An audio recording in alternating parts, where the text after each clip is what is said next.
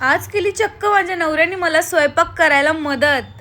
Hi hello नमस्कार, मी पायलच्या mini व्लॉगमध्ये तुमच्या सगळ्यांचं स्वागत आहे. तर गाईज, सकाळी लवकर उठून माझं सगळं डेलीचं काम मी करून घेतलं. जसं की पिछाना पहिला तर आवरला, त्याच्यानंतर मी स्वयंपाक करून घेतला आणि मला खूप जास्त भूक लागली होती म्हणून मी सकाळी फक्त दूधच घेतलं प्यायला, कारण की दूध पिल्यावरती थोडंसं मला बरं वाटलं.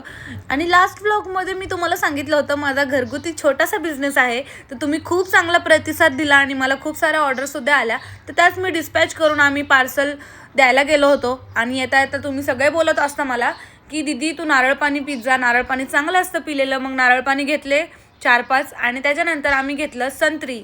आणि संत्री घेऊन मग आज मी किवीसुद्धा घेतलं. म्हटलं आता ट्राय करावं, प्रेग्नेन्सीमध्ये हेल्दी जरा फूड खावं.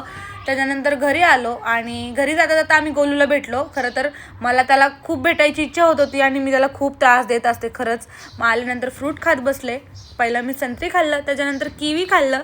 आणि किवी मला आवडत नाही, मी तरीसुद्धा खाल्लं आहे, कारण की माझ्या नवऱ्याने आवडीने घेतलं आहे, त्याच्यामुळे मी खाल्लं खरं तर.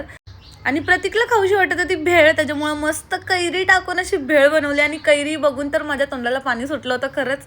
आणि आता सुद्धा मी व्हॉइस ओव्हर करते तर माझ्या तोंडाला पाणी सुटलंय गाईज. आपल्या वडिलांनंतर जो आपली काळजी करतो तो खरंच आपला नवरा असतो गाईज. मला सगळी चॉपिंग करून दिली माझ्या नवऱ्याने आणि मस्तपैकी मी असा मसाले भात बनवला. तर असा होता माझा आजचा दिवस. बाय, भेटूयात उद्या नवीन ब्लॉगमध्ये.